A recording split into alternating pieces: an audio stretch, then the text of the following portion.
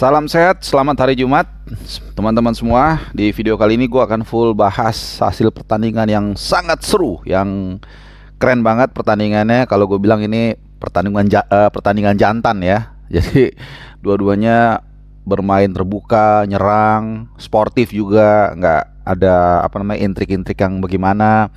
Terus ada banyak gol dan memang ini sesuai dengan apa yang diinginkan oleh kedua pelatih ya. Jadi sebelum pertandingan baik Erik ten Hag dan juga Xavi memang sama-sama berharap ini akan menjadi pertandingan yang seru dan itu terwujud. 2-2 hasil akhir. Banyak sih yang bisa kita bahas ya, dari angle yang mana, point of view yang menarik itu banyak banget.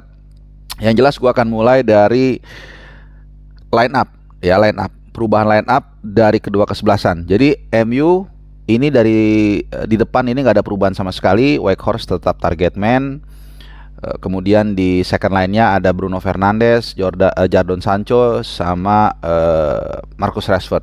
Nah di tengah double pivotnya memang Casemiro kembali in karena dia kan hukumannya kan hanya di domestik ya. Jadi memang berpengaruh banget permainannya dengan masuknya Casemiro. Kemudian di back four, nah ini dia karena di kanan diganti Diogo Dalot dengan Wan-Bissaka. Memang Wan-Bissaka lebih perlu banget di situ. Selain dia lebih bagus, tapi juga untuk menghambat pergerakan dari Gavi maupun juga Jordi Alba yang sudah pastilah sebelum pertandingan juga kita tahu bakal melakukan overlap.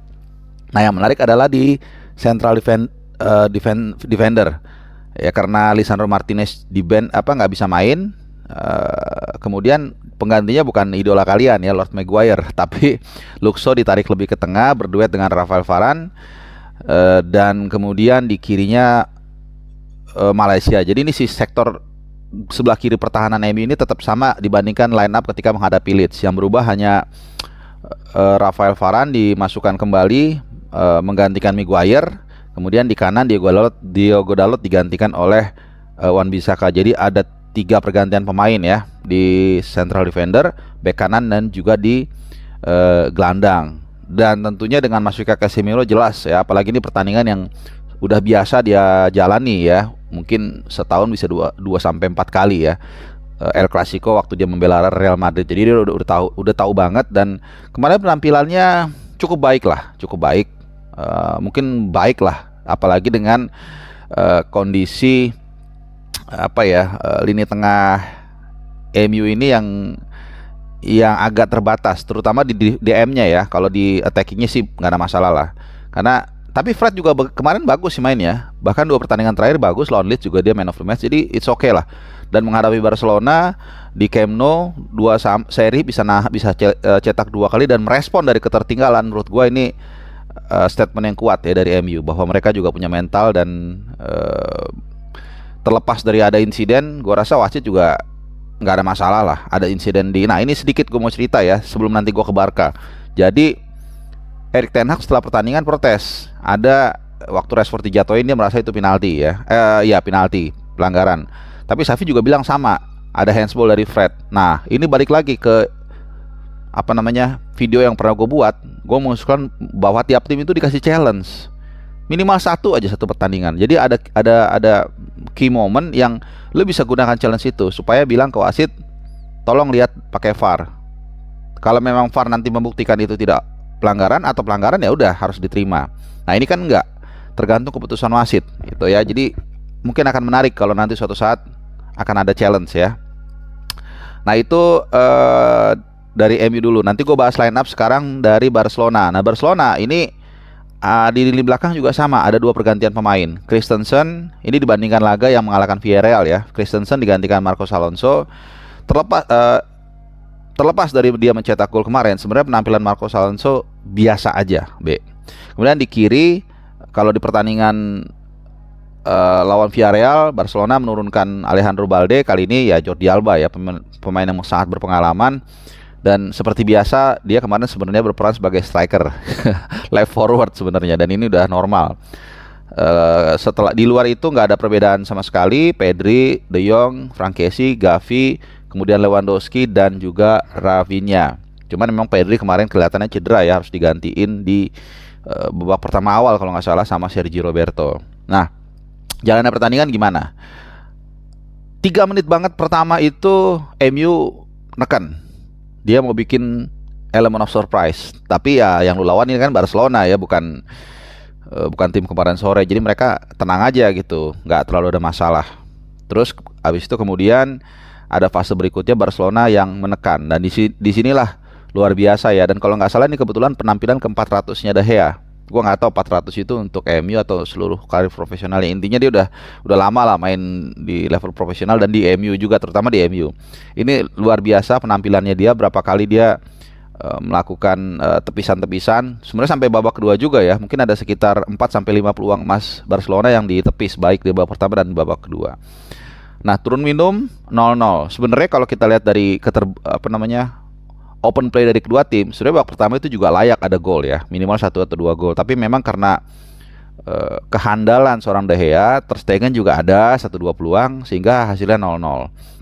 Nah, masuk babak kedua ini semakin terbuka permainan kedua tim, semakin seru nih. Ya, yang nonton juga, gua kan bikin live reaction. Babak kedua itu tadinya gua udah ngantuk-ngantuk, agak-agak ya kan udah jam setengah 2 mungkin ya, atau jam 1.45 jam 2-an lah, itu udah ngantuk-ngantuknya. Ternyata makin seru pertandingan ya. Dan gol yang dibuka dari Marcos Alonso menurut gua itu iya lebih kepada scrimmage saja sih, bukan sebuah bangunan serangan yang bagus. Tapi balik lagi tadi, kalau lihat dari gaya permain kedua tim, memang kedua tim itu layak mendapatkan gol. Nah kemudian, reaksi ini yang penting ya, Marcus Rashford merespon dengan sangat cepat ya. Mungkin hanya sekitar berapa menit ya golnya, mungkin 3 menit ya, kurang lebih 3 menit lah, nggak sampai 5 menit intinya. Dan ini menunjukkan benar-benar MU beruntung punya Rashford. Jadi kemarin pahlawan yang benar-benar pahlawan menurut gue tuh De Gea sama Marcus Rashford kalau menurut gue ya. Dan ini gol yang juga menunjukkan bukan hanya dia bisa bekerja sebagai tim, tapi juga sebagai individu juga bisa ya. Karena proses gol itu benar-benar susah banget ya, pojok kecil, ruang tembak itu sempit banget. Tapi dia punya insting, ini menunjukkan dia punya insting mencetak gol yang semakin baik. Jadi kalau lu fans MU ngelihat dia itu workout terus, fisik, tapi mentalnya juga kelihatan bagus. Jadi nggak heran dia dikasih gelar sama Ratu Order of British Empire lah atau semacam itu ya. Karena memang ya dia bukan hanya mengembangkan di luarnya aja, tapi secara mental juga kelihatannya dia terus berkembang. Ini sempit banget sudutnya dan dia berani mengambil keputusan ini luar biasa ya. Satu sama. Nah, dalam kondisi seperti ini pressure ada di Barcelona karena mereka bisa mencetak gol tapi dibalas cepat. Cuman memang lagi-lagi ya dan mereka manfaatkan itu dengan baik. Ya ada gol, mereka kembali balik unggul nih. Dan memang kalau gol kedua ini sebenarnya kalau dibilang beruntung juga enggak ya, karena kan waktu corner itu si Luxo kalau nggak salah ya, Luxo kalau nggak salah ya,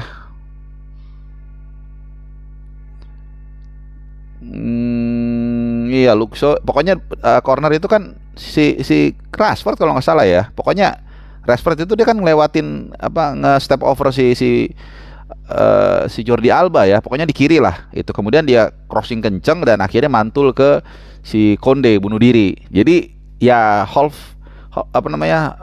setengah beruntung setengah effort juga lah. Jadi kalau nggak ada effort itu kan nggak ada keberuntungan itu ya. Jadi selalu yang gue katakan berkali-kali, keberuntungan itu adalah ketika usaha bertemu dengan kesempatan. Jadi kalau lu nggak ada usaha,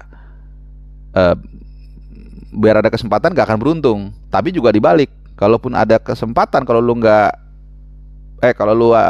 berusaha, kesempatan itu nggak ada, ya memang nggak dapat juga keberuntungan itu ya. Jadi 2-1. Nah cuman ya namanya Barcelona ya. Kemudian nah golnya Barcelona juga sama. Ini sebenarnya nggak gampang ya, karena kalau lu seorang penjaga gawang, seorang kiper dalam posisi seperti itu, nanti mudah-mudahan ada fotonya biar kita bisa lihat sudut pandangnya si De Gea. Ini dia harus berkonsentrasi sekaligus dua dalam waktu yang sangat cepat, karena free kick-nya Rafinha tuh lumayan kenceng, nggak kenceng banget tapi lumayan kenceng. Karena di sana juga, nah ada gerakan dari Lewandowski yang membuat atau mengecoh konsentrasinya De Gea untuk stay di posisi dia, karena dia mengantisipasi ada bola pantul, karena De Gea tuh agak di tiang dekat gitu ya. Jadi kalau itu kena, dia harus jaga di tiang dekat kemungkinan. Ternyata nggak kena. Justru karena nggak kena, bolanya meluncur terus ke ujung kanan gawang. Jadi kayak sebenarnya agak semi deflected sih istilahnya ya. Kalau deflected itu kan lu udah bergerak ke arah tertentu tiba-tiba belok arahnya. Nah, si De Gea juga sama. Di bawah alam sadar dia udah siap-siap menjaga di tiang dekat. Ternyata bolanya malah nggak kena back heel-nya si Lewandowski dan meluncur ke arah kanan gawang tiang jauh dan akhirnya selesai 2-2. Dan setelah ini adalah periode showtime-nya defensifnya MU. Setelah ini digempur habis-habisan MU dan Anda beruntung Erik ten Hag tidak menaruh seorang Maguire di sana. Kalau di sana Maguire bisa mungkin 5-2 atau 6-2 ya. Dan Luke Shaw ini gue harus memberikan acungan jempol ya. Rafael Varane bagus, tapi gue justru melihat spotlightnya ada di Luke Shaw yang tampil sangat tenang. Dan ingat, dia adalah natural back kiri sebenarnya, sejak Southampton juga back kiri. Tapi kita lihat ya, pemain ini kalau ketemu pelatih yang tepat bisa berkembang kemampuannya. Kita ingat Philip Lahm di bawah Pep Guardiola juga dari back kanan ya jadi gelandang bertahan, dan kita lihat Luke Shaw kemarin wah luar biasa bertahannya. Dan dengan perpaduan antara Varane dan Luke Shaw ini gue melihat lebih solid ya. Cuman sekarang jadi banyak pilihan. Bisa dengan Lisandro Martinez, Luke Shaw-nya kiri, ini juga bagus. Atau kalau nggak ada juga nggak ada masalah. Luke Shaw dengan siapa? Misalnya Luke Shaw dengan Lisandro Martinez, Luke Shaw dengan Rafael Varane, kirinya Malaysia. Lagi-lagi ini kaitannya apa? Dengan bursa transfer. Pembelian pemain Erik ten Hag ini rata-rata memang on the spot. Jadi benar-benar perlu pas di posisi yang memang dibutuhkan ya. Jadi ya 2-2 ini sekali lagi nggak ada goal home and away. Jadi apapun di babak di leg yang kedua nanti mereka akan kembali bertemu tanggal 24. Jadi kira-kira berapa tuh? Gak lama lagi, minggu depan ya. 24 bulan 2 kan ya. Bener ya? Oke, jadi nanti weekend ini main lawan Leicester. Capek juga nih, selang-selang 2-3 hari. Habis itu main lagi lawan Barcelona. Akan seru karena gak ada goal home and away. Dan gue setuju banget dengan gak ada goal home and away. Kenapa? Karena ya sekarang kayak baru lagi pertandingan babak leg yang kedua nanti. Dan akan seru ya. Jadi do or die, nggak ada istilah seri menang lolos. Misalnya kalau di kondisi ini kan kalau 0-0 MU kan yang lolos kan kalau dulu ya. Tapi sekarang nggak ada. Jadi kedua tim pasti akan berusaha untuk mencetak gol. Jadi ini sekali lagi terobosan bagi UEFA yang menurut gua UEFA ya kalau nggak salah nih UEFA ini bagus banget. Jadi masih ada babak kedua yang seru dan sebelum gua tutup ada yang mengatakan ini final kebahagiaan. Gua agak setuju sebenarnya karena mewakili dua kutub sepak bola yang berbeda tapi juga sama-sama menyerang. Dan ya fansnya banyak, seru ya. Sayang mereka harus salah satu gugur nanti di tanggal 24. Walaupun nanti di fase berikutnya ini kan playoff. Di fase berikutnya nanti ada Arsenal yang sudah antri ya. Jadi bukan tidak mungkin juga nanti ada Arsenal lawan MU atau Arsenal lawan Barca. Dan juga ya dari 8 tim yang juara grup ini justru rata-rata timnya nggak terlalu besar-besar ya. Freiburg, France, Faros tahu dari mana nih. Terus Real Betis, Sociedad. Real Betis bagus tapi ya namanya kan kita tahu seperti apa ya, Fenerbahce dan juga Feyenoord. Oke, itu tadi rangkuman gua terkait dengan pertandingan hasil dari playoff Europa League 2022-2023. Tuyul Merah berhasil menahan imbang Barcelona 2-2. Thank you udah nonton, salam sehat.